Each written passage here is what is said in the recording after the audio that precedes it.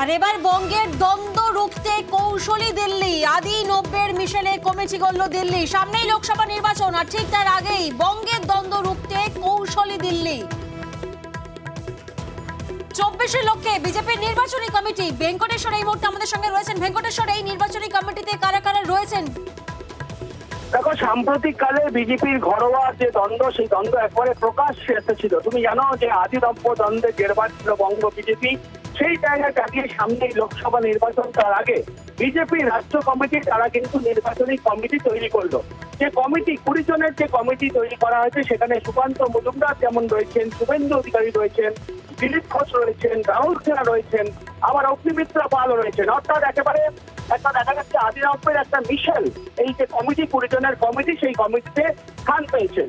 তুমি জানো যে কয়েকদিন আগে কেন্দ্রীয় পর্যবেক্ষকদের যে 3 জন রয়েছেন, তাদেরকেও কিন্তু একেবারে পর্যবেক্ষকের দায়িত্ব পালন করার দায়িত্ব দেওয়া হয়েছিল কেন্দ্রীয় নেতৃত্বের তরফে। এবারে সেই সমস্ত যে কেন্দ্রীয় রাজ্যে দায়িত্বপ্রাপ্ত কেন্দ্রীয় পর্যবেক্ষক রয়েছেন 4 জন, তাদেরকেও 20 জনের যে রাজ্য কমিটি তৈরি করেছেন, সেখানে বিশেষ আমন্ত্রিত হিসেবে তাদেরও রাখা হয়েছে। রাজনৈতিক মহল যেটা মনে করছে যে সাম্প্রতিক কালে ঘরোয়া দ্বন্দ্ব, ঘরোয়া কোন্দলের জেরবার, আদিনব্য দ্বন্দ্বের জেরবার হয়েছিল রাজ্য বিজেপি শিবির। সেই জায়গায় দাঁড়িয়ে একেবারে লোকসভা নির্বাচনকে বাকিচ্ছপ করে রাজ্য কমিটি, পশ্চিমবঙ্গ রাজ্য বিজেপি যে কমিটি তৈরি করলো, নির্বাচনী কমিটি, সেখানে দেখা যাচ্ছে যে আদিনব্যের একেবারে মিশেল রয়েছে।